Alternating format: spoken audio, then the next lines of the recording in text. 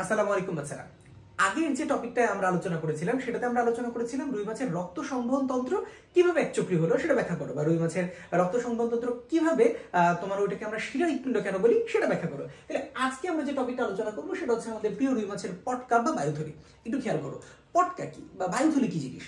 দেখো, তোমরা মাঝে মধ্যে এই জিনিসটা দেখছো, অনেকে এই জিনিসটাকে দেখে চিনতে পারতেছো, আর যারা চিনতে পারছো না তাদের জন্য বলি, অনেকে একটা উইয়ার্ড কাজ করে, সেটা হচ্ছে এই জিনিসটাকে ফুটায় ফেলে। বা রুই মাছ বা কাতলা মাছ এরকম মোটাসোটা মাছ যেগুলি আছে আমাদের মতন, ওগুলি রে তুমি মোটামুটি করতে পারবা যে ওদের দেখবা এরকম একটা শেপের জিনিস আছে যেটার মধ্যে গ্যাস টাইপের থাকে বা পুরো বাতাস থাকে, অনেকে ওটা ফুটায় ফেলে। এটি হচ্ছে পটকা বা বায়ুথলি। এই জিনিসটা কিন্তু ভাইয়া রুই মাছকে ভাষায় রাখতে সাহায্য করে। তার মানে আমাদের জন্য প্রয়োজনীয় বা খাবার বা অখাদ্য যাই হোক না কেন, অনেকে পছন্দ করে খায়, অনেকে আবার খায়ও না, কিন্তু তুমি মনে রাখবে এটা রুই মাছের জন্য কিন্তু বাবা এটা খুব গুরুত্বপূর্ণ।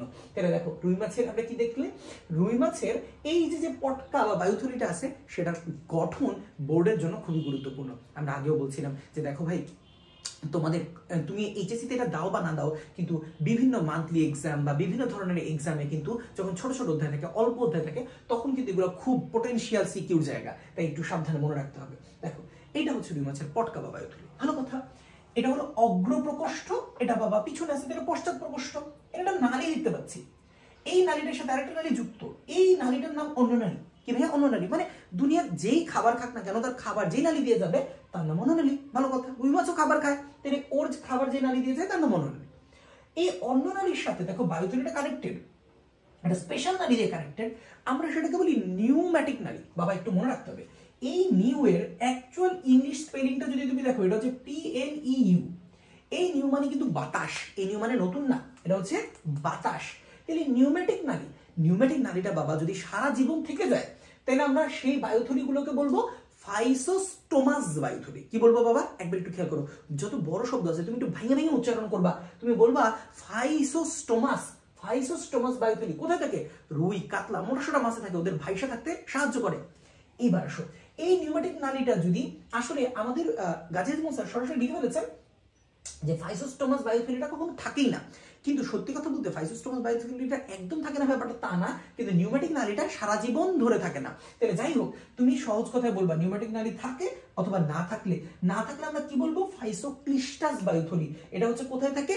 টাকিয়ার কই মাছে। কোথায় থাকে? টাকিয়ার কই মাছ। আসলে চিকন যেসব মাছগুলো আছে যাদের ভাইসা থাকতে খুব একটা তোমার হচ্ছে বেগ পাইতে হয় না, তাদের মধ্যে এই ফাইসোক্লিস্টাস বায়ুথলি, যেটা কি আমরা টাকি কই মাছে দেখি, তাদেরকে দেখতে পাবো।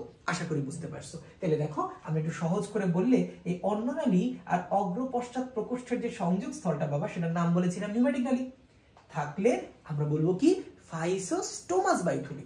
আর না থাকলে বলবো ফাইসোক্লিস্টাস বায়ুথলি। থাকলে কি বলবো? ফাইসোস্টোমাস।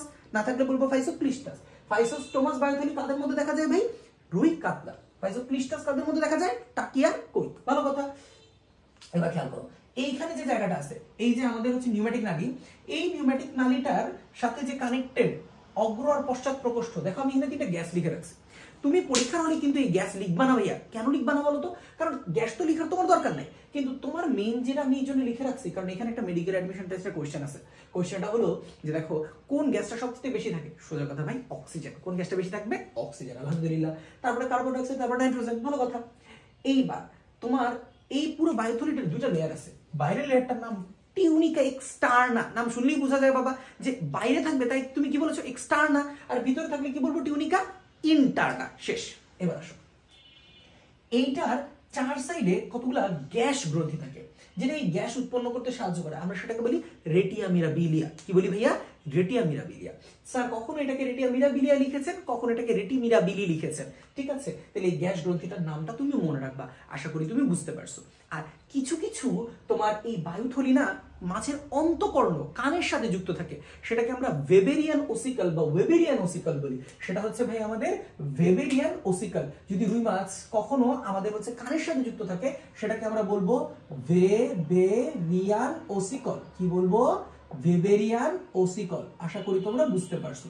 সবাই একটু কষ্ট করে রুই মাছের বায়ুথলির যে কাজগুলো আছে সেগুলো পড়ে নিবা। ঠিক আছে, কারণ গঠন বর্ণনার সাথে কাজও মাঝে মধ্যে ঘ নম্বরে দিয়ে দিতে পারে। ঠিক আছে, আশা করি তোমরা বুঝতে পেরেছো। আজকের মতন এই পর্যন্তই। কোনো সমস্যা হলে অবশ্যই অবশ্যই আমাদেরকে জানাতে ভুলবে না। ঠিক আছে, আসসালামু আলাইকুম।